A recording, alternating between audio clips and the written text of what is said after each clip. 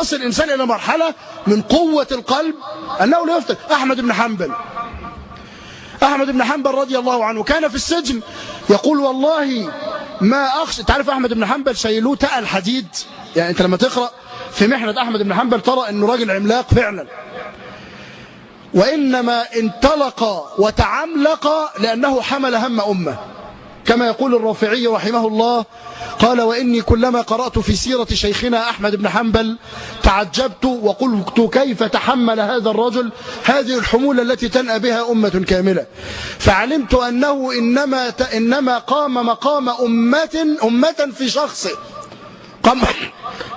قام في مقام أمة كاملة في شخصه هو، فصبر.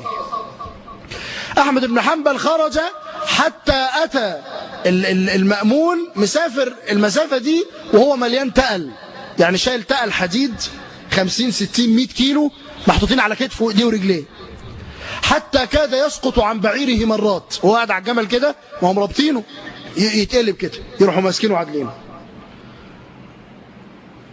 وبعدين دخل السجن، فضل قاعد في السجن، مات المأمون ودار به الوقت لحد ما جاء المعتصم وخرجوا من السجن وأشخصه في الشمس. أحمد بن حنبل ألف حديث وأشخصه في الشمس، ثم قال يا أحمد قل لي كلمة لك فيها قل لي أدنى كلمة لك فيها أقرب فرج، والله أحل وثاقك بيدي، أنا أقوم بنفسي أفك القيد بتاعك بإيدي، بس قول لي القرآن مخلوق. فقال له أحمد ائتوني بكتاب أو سنة أقول بهما.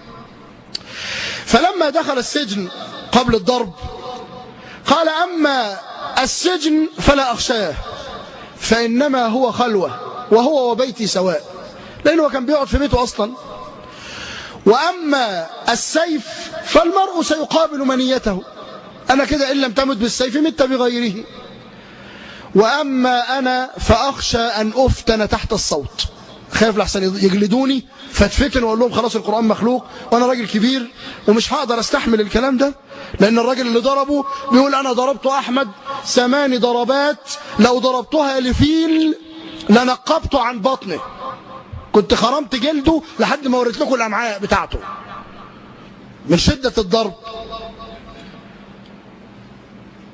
فقام له رجل وقال يا إمام لا تخشى فإنما هو صوت أو صوتين ثم لا تشعر بشيء، يعني من شدة الضرب هتنمل جسمك كله هينمل. قال أحمد فأخذوني وأشخصوني وعلقوني، جاب له خشبة كده اسمها العقبان وراحوا معلقينه عليها.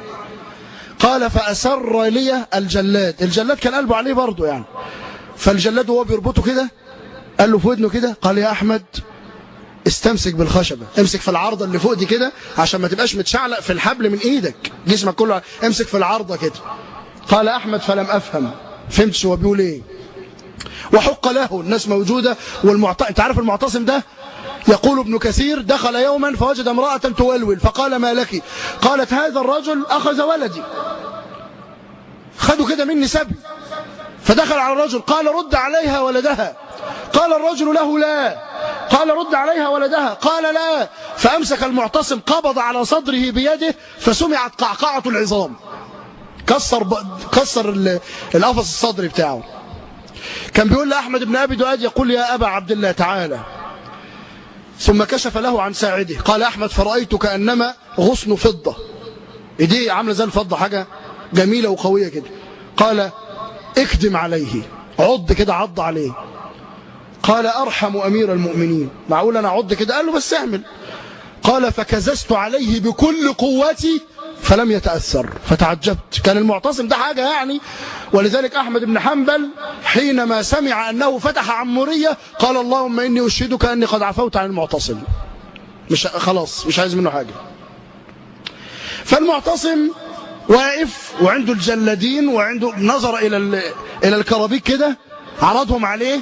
تعرف ده من أساليب التعذيب، اللي اضرب المربوط يخاف السيف. ممكن تيجي تقف كده واحد يروح واخد له قلمين 3 قدامك، عايز ايه وانا اقول لك بمنتهى الشياكه بس ما تمدش ايدك. فجاب الكرابيك قدامه ووريها له كده، بص كده. فنظر احمد لقى الكرابيك ايه، مش مدقوقه، يعني جاية الثمرة نفسها جاية بالشوك بتاعها. ثم نظر إلى المعتصم وقلبها قال اذهب لا أم لك ائتني بغيرها. ثم جاء بالجلاوذة جلدين الراجل فيهم زي الحيطة كده، ويقول كل رجل منكم يضرب ضربتين وفقط عشان تقطعوا نصين، ضربتين بس. ويقول شد قطع الله يدك. فأحمد ما فهمش، قال فلم أفهم فَتَعَلَّقْتُ من يدي فانخلعت يدي. المفصل ده فك ومفصل كتفه فك. تخيل، ألف حديث أحمد بن حنبل.